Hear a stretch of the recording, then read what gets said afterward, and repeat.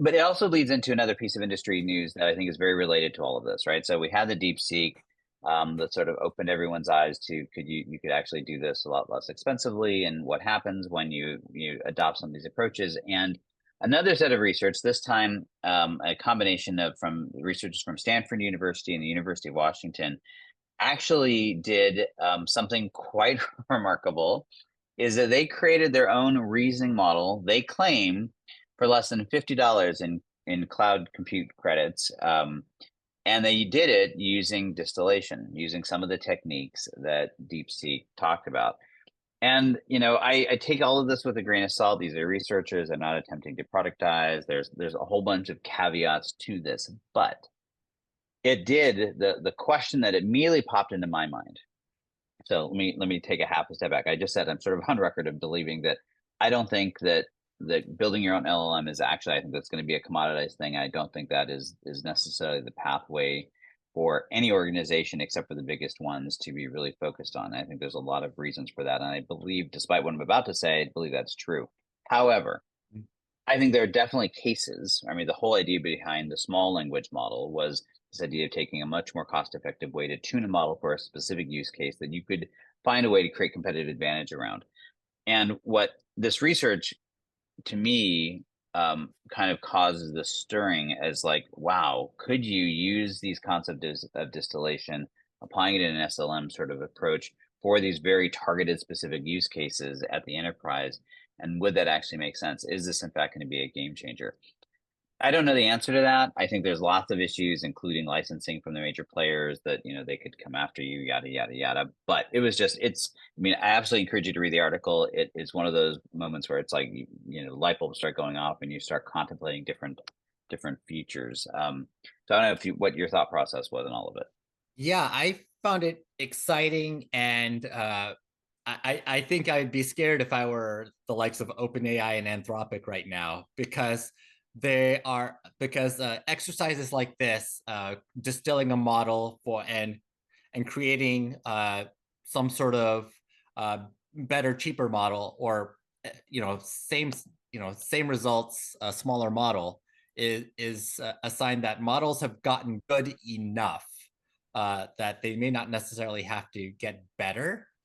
And I think this, just thinking about foundation models at a general level, we're talking about 100 billion parameters, but we only, like, the average person only knows about, call it 20, 30,000 words.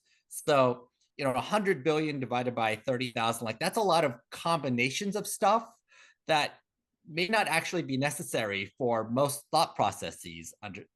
Like, frankly, do you know 50 different ways to use each of your 20,000 words? That's only a million.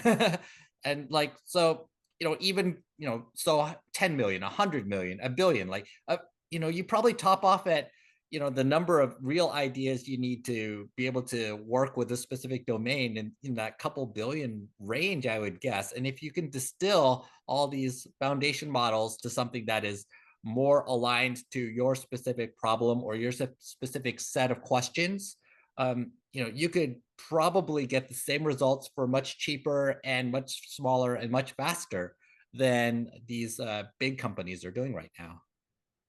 Yeah, I mean, I think, and that's the part that's intriguing. And what I would encourage you, if you're a CIO or if you're, working in like an office with the CIO and you're sort of exploring all this stuff, is you need to, I think, be very cognizant of playing both sides of this, because this goes back to the whole open source AI conversation, right? Because what I think we're going to rapidly find is that the cost of training isn't going to become the determining factor of anything any longer, as we really think about this, regardless of if I'm using open source, or if I'm distilling, or if I'm actually paying for a one of the OpenAI's or the Google's or Microsoft's version of it because I decided it's safer. That's not going to be the biggest issue. It's going to be how you apply it, the inference cost, the ongoing elements of it.